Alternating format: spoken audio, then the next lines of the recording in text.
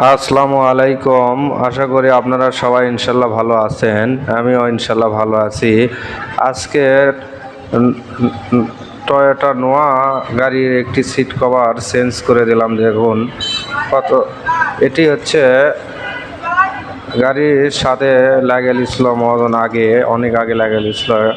এটি biscuit colour রেক্সিতে seat cover বানিয়েছিল, এটা তেমন ফিটিং ছিল না, তাই নতুন করে মহাজন আবার সিট কভারটি আমার থেকে বানিয়ে নিল।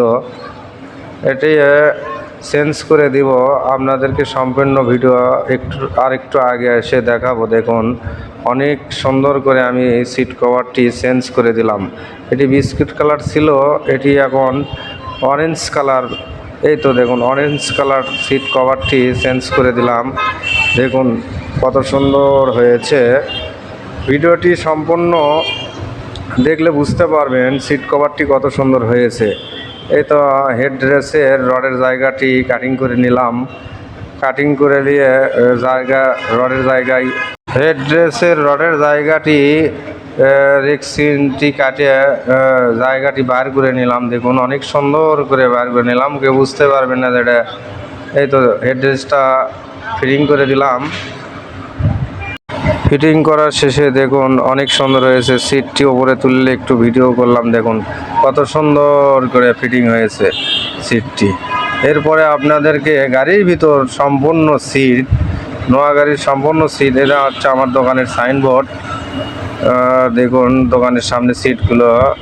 এরপরে দেখুন গাড়ির ভিতরে সিটগুলো কত সুন্দর, একবারে সিট খুলে ফিটিং করে দিয়েছি, অনেক সুন্দর করে ফিটিং করেছি।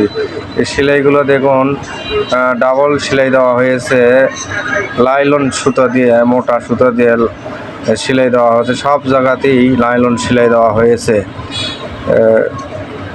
লাইলন সেলাইগুলো অনেক সুন্দর হয়েছে। এটা হচ্ছে পিছনের লাইনের সিটটি দুইটি, এটিও দেখালাম আপনাদেরকে। এরপরে দেখুন মাঝখানের লাইনের সিটটি, মাঝখানের লাইনের সিটের পরে দেখুন আমি একটু বসলাম, বসে একটু দেখলাম যে কেমন হয়েছে, বসতে কেমন, দেখতে কেমন, ব্যবহার করলে কেমন হবে।